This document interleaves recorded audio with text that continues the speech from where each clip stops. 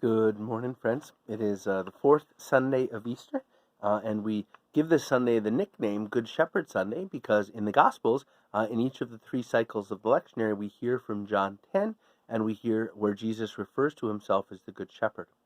This is an important image of the Lord, one we always need to be reminded of, because in giving us this image, Jesus affirms, he communicates clearly that he cares for us, he tends to us, he nourishes us, he guards us.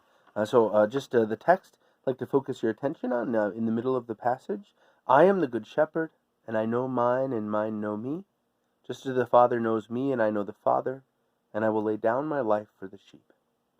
Jesus invites us to be rooted and grounded in this trust, in this confidence that he shepherds us at every moment.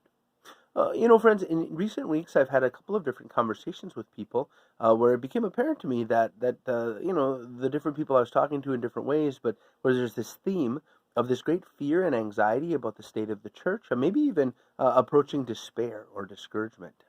And with that, then a lot of times, with that kind of a relatively sharp anger. I want to be the first in acknowledging and pursuing actively the reform and renewal of the church. The church is always in need of reform. The church is always in need of healing and growth, and that's certainly true in our own time and in our own place.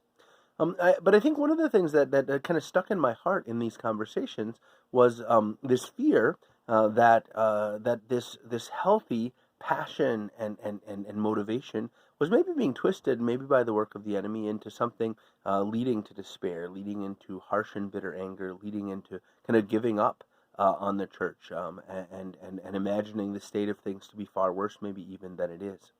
And I just wanted to share maybe a couple data points, as it were, things that actually fill me with a lot of encouragement and hope, things that show me and demonstrate that Jesus, in fact, has not abandoned the church, and Jesus is, in fact, shepherding us. A couple of these things maybe are particular to my role as vocations director, so I hope that maybe they can shed light on stuff that isn't always immediately in view. The first one's a very pragmatic one, maybe a strange place to start, but this Sunday in the Diocese of Marquette, maybe in other dioceses, we take up a collection in support of our retired priests. I'm always edified as I think about so many of our retired priests who are far from retired in many cases, who continue to serve, who continue to pray, who continue to do all that they can in the support of our church. And one thing that's true in the Diocese of Marquette is that our Priests Pension Fund, the St. Joseph Association, is actually fairly well funded. We need the generosity of our people to continue that process, but we're actually far better off than many other organizations. Inadequately funded pensions are a widespread challenge. But the St. Joseph's Association is quite well funded, and I really see that as flowing from two sources. First of all, the generosity of our people really supporting our retired priests, showing gratitude for these men who have so often served the church for many years, many decades, faithfully and well. But second of all, we've had a whole series of priests in our diocese leave part of their estate to our pension fund. As priests, we're not super highly paid, but we also don't have many expenses, and many of our priests are good at saving. Some of them are good at investing.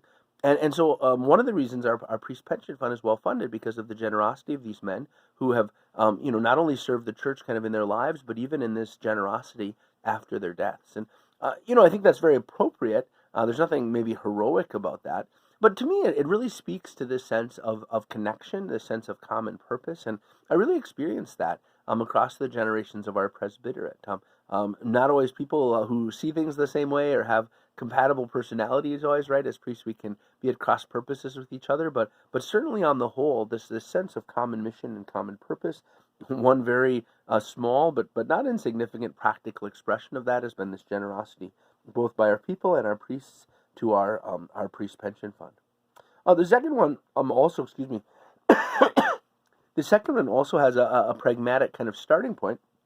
This past year, for our Upers for Seminarians movement, we actually kind of set a fundraising goal of $100,000, and that was set up with a matching gift from my home pastor, who's been very generous in many different ways. Who's been a mentor to me, who serves very actively now at 83, serves continuing to pastor the parish he serves. But he made a challenge gift of $25,000 if we could raise $100,000 in response. We set that goal. It was a new goal for 2020. with a certain amount of, recognizing this was going to be kind of a significant goal to reach. But then you can imagine how I might have felt as the pandemic hit. And as we realized we were going to be seeking to raise that goal in really difficult circumstances, circumstances difficult for many people, for many families. And I'm really grateful to report that we not only reached that goal, but we far surpassed it. People were extraordinarily generous to Eucharist seminarians supporting our men who are studying for the priesthood. And I was deeply edified by gifts, hundreds of gifts, I think over 500 gifts from all over the UP, and even from people who no longer live here but have ties to the UP. Gifts large and small, different amounts. But the thing that stood out to me was this outpouring of support and enthusiasm for vocations, for our men who are discerning the priesthood, who are studying for the priesthood. And I was certainly grateful as a vocations director that we raised the money we needed to help pay for tuition and vocations outreach. But I think the message here for all of us is that there is this huge body of people, maybe some of you who are listening to this homily were part of that, who are responding to this call to support our men studying for the priesthood. Finally, just a statistic here from St. Al's. We hope this fall, if everyone who's in the process of applying is accepted, that we will have 8 men studying for the priesthood in various jurisdictions who've graduated either this year or in recent years from St. Al's. 3 different religious orders are represented in that group, 4 different dioceses. One of these men is in the process of applying for the Diocese of Marquette. We've had many vocations from St. Al's, but I don't know that we've ever had 8 men studying, preparing, pursuing the priesthood all at once. And to me, this is a very encouraging number. Every vocation is essential in the life of the church, right? We're all called to holiness. We need more faithful husbands and wives, more faithful single people, more faithful men and women religious. But in particular, we all know that we need priests so that we can receive the sacraments. Without priests, we don't have access to the Eucharist or to the absolution that comes in the sacrament of penance. And so to me, it is just a source of great encouragement to see so many men at least beginning that journey towards the priesthood. These men, in many cases, have several years of formation and discernment ahead, but their yes to beginning the process all by itself is a source of great encouragement to me. The Lord hasn't stopped calling men to the priesthood. The Lord hasn't stopped calling the baptized to holiness. The Lord hasn't stopped calling people into the life of the church. And when we say yes to that, there's no limit to what the Lord can do to bring new life, to bring renewal, to bring hope. So I hope these little kind of glimpses of what the Lord is doing are encouraging to you. I hope as you look around your life, you can see places where the Lord is manifesting his goodness and power. I certainly experience that as I look around the life of the church. Many places where we're in need of healing and renewal and growth, but also many places where we can see the Lord accomplishing this in our midst. Maybe we can pray with those places where we have the hardest time trusting that. That would be my prayer for you, my prayer for myself, that we would allow the Lord to shepherd us, that we will allow his shepherding to bring us hope, even in places of great difficulty, and that we would rejoice and give thanks for those places where his shepherding, where his goodness and grace shines forth in abundance and in generosity.